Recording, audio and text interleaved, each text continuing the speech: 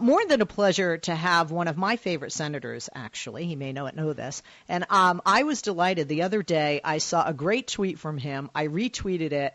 And then he followed me on Twitter, and I'm like, oh, Senator's paying attention. And then I followed him back. More than a pleasure to have in the House Senator Dick Durbin. He is a Democrat from Springfield and the 47th U.S. Senator from the great state of Illinois, where I spent 4 great years in Chicago in my career. He is the state's senior senator, and he's part of the Illinois Bipartisan congressional delegation. He also serves as the assistant Democratic leader, the second highest ranking position among the Senate Democrats, known as the minority whip. He's been elected to this position leadership post by his Democratic colleagues every 2 years since 2005. More than a pleasure to have with us somebody who served our nation greatly and continues to do so, Senator Dick Durbin. Senator Durbin, thank you for joining us, and good afternoon, sir. I always remember what Morris Udall used to say after those flowery introductions. Well, it's all true. So thanks for the kind words, Leslie. Oh, well, thank you, Senator, and thank you for following me on Twitter. You made me blush, so I'm glad to have you with us. Speaking of tweets, this was a tweet from you after last night's failed vote. Quote, tonight the Senate turned its back on the overwhelming majority of Americans who support common sense gun violence legislation, and you hashtag enough. Senator, I hope you, and I think you're a big boy and you can handle this. On Facebook, I just saw somebody post 50 people died and over 50 senators didn't give a blank. I want you to speak to this failure of the Senate to advance gun violence amendments. We just had Bob Ney on. I know you're familiar with him. Briefly, he works for a news service now, former Republican congressional member. And he said, if not after this, then what? Some people, myself included, were thinking that after Sandy Hook. Senator Durbin, is any advance with amendments on gun violence doomed to failure unless we change the composite and the majority in both the House and the Senate? Well, what happened last night was disappointing but not discouraging. It wasn't discouraging because I remember where we were 7 days ago. We're standing around talking, Democratic senators saying, all we're going to get is a moment of silence. That's all that comes out of Orlando and Newtown, Connecticut. That's just not right. And it was Chris Murphy who came to me and said, I'm going to hold the floor, and we're going to try to force some votes on this issue. That's how it started. That was last week. Wednesday, he takes the floor, and you know what happened? It went on and on. And I have the greatest respect for Chris Murphy and his bladder. He went through 15 hours of standing there by his desk.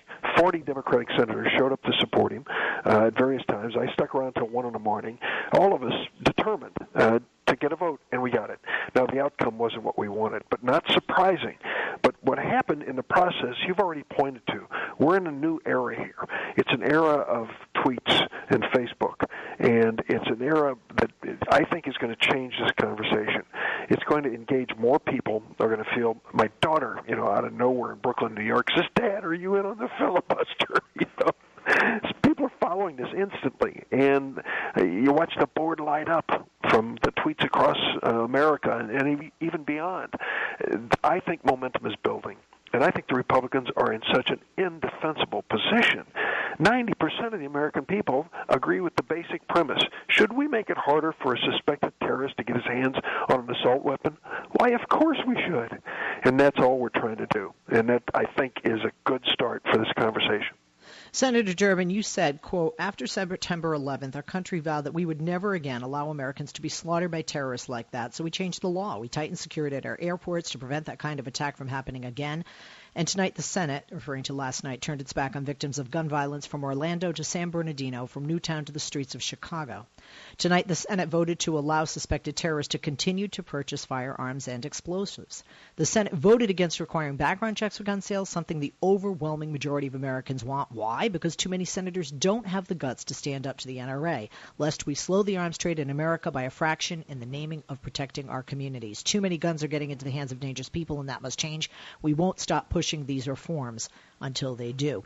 I like the hopeful not stopping, but I do want people to understand, because you are a senator and you know how things work there in Washington. it seems that even though Democrats might have, say, a union behind them or whoever, Democrats will stand up and will part ways with that organization, and they don't stop backing them in the next election. Why do so many senators fear the NRA? Why is the NRA almost in a sense more powerful than these men and women? They're organized, they're tough, they're loaded with money, and, they keep score. They almost took me out one year when I was a House member. I had an opponent that nobody had ever heard of who got within 4 points of me. It was 1994. And I look back on that and I think to myself, I'm lucky I survived.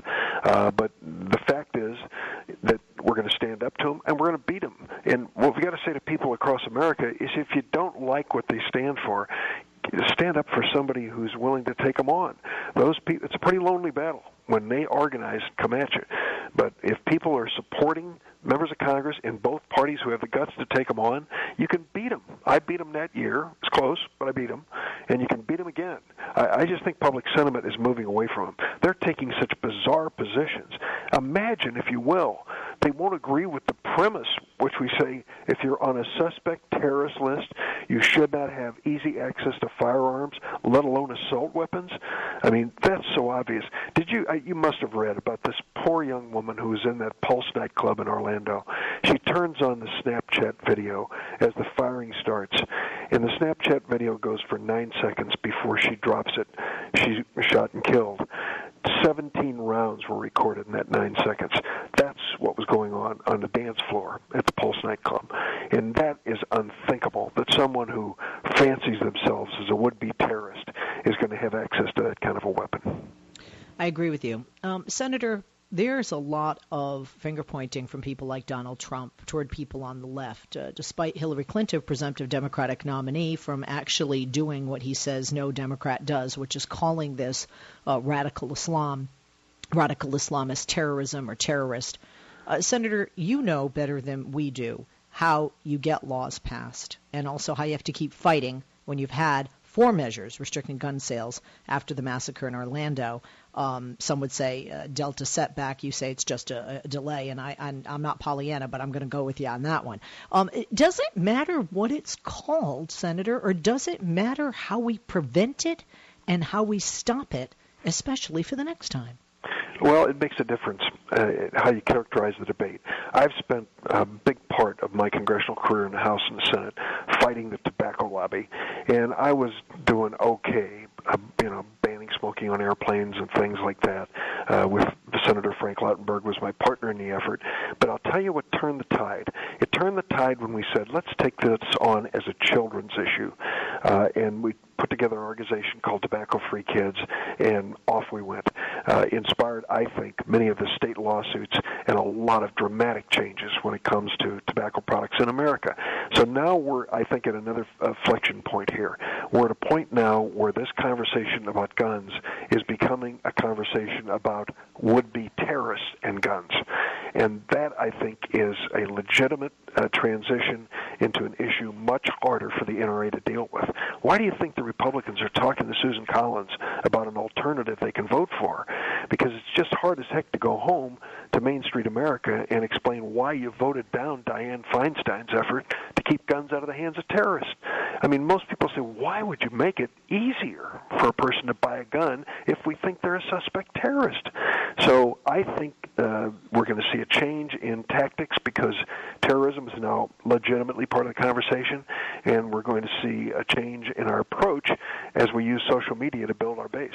We have over 90% approval for universal background checks, over 50% approval for bringing back the assault weapons ban or banning certain types of weaponry, and that is even over 30% of Republican gun owners. These numbers are staggering. Senator, aren't those senators, people in the House and the Senate concerned about their seats that might be up for grabs in November, especially with some of the anti-Trump GOPers out there? I agree with you. I think there's going to be a fall-off in Republican votes. You can see that in how many Republicans are announcing they're not going to their own convention. And even Senator McConnell at a dinner I attended last week said to a group of business people, well, I just had a press conference yesterday, and I insisted that it be a Trump-free press conference. I thought, you're the number 2 Republican in the United States, and you don't want to discuss your presidential nominee? And it's an indication to me that there's going to be some fall-off here. And many of these Republicans ought to think twice about having been on the record of voting against Dianne Feinstein's amendment that makes it tougher to sell firearms to those suspected of terrorism. We did the informal polls. Most of us trust the polls that we pay for are the ones that affect us personally. We did a poll in our office of just the telephone calls last week. Well, it turned out we had several thousand calls into all of our different Illinois offices, and the NRA was geared up, on the other side, saying vote no and so forth. We still ended up 55-45 on the issue. I think it's much stronger in my state, but 55-45. But listen to this.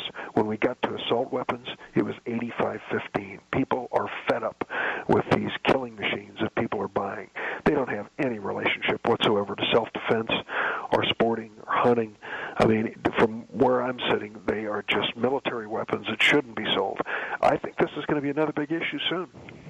Senator Susan Collins, you had mentioned her, and a group of senators led by her, a Republican from Maine, that hoped to forge a compromise. Her plan would restrict gun purchases to a narrow group of suspects, including those on a no-fly list or a selectee list of people who would require additional screening at airports. There are some that are Democrats that say, yeah, but this would not, cover people credibly suspected of involvement in terrorism, that it wouldn't be covered by the weapons ban under her bill. But, of course, there were GOP people that thought this would be unconstitutional. Again, like you said, even when Republicans call somebody up who's more of a moderate Republican like Senator Collins, she faced an uphill battle even with those in her own party. She does. But there are many in her own party who trust her, like her, and want to get right on this issue. So they're trying to find a way to support it. The NRA is working overtime to stop Susan Collins. They're doing robocalls into the state of Maine against her, and they've let everybody know through Senator John Cornyn of Texas and others that the NRA opposes the Collins effort. Having said that, Susan Collins is respected, and she's respected in the Senate because she stuck her neck out any number of times. She's a moderate. She's conservative by nature, but she looks for solutions to problems. When we decided to reform the intelligence agencies after 9/11, it was Susan Collins and Senator Lieberman who sat down and got it done. I respected them for an amazing job. And now she is really up to her neck in this effort to try to come up with good language. I've been on the phone with her all day. It's a truly bipartisan effort. It's a good faith effort on her part. It doesn't go as far as Dianne Feinstein's amendment, which I wish it did, but we've got to grab progress where we get it. And if we have a bipartisan group willing to help us move forward, we ought to take advantage of it. It'd be the first meaningful gun safety legislation in over 20 years in the Senate. One last thing we have. I just want to ask the Senator one last thing because we have him for less than 60 seconds. I'm being greedy with time. Senator Durbin, lastly, over the weekend, a man allegedly tried to kill Donald Trump trying to take an officer's gun who did not have his own gun. He was not Muslim. He was not Mexican. A Muslim ban and a wall, whether Mexico pays for it or not, would not have prevented this.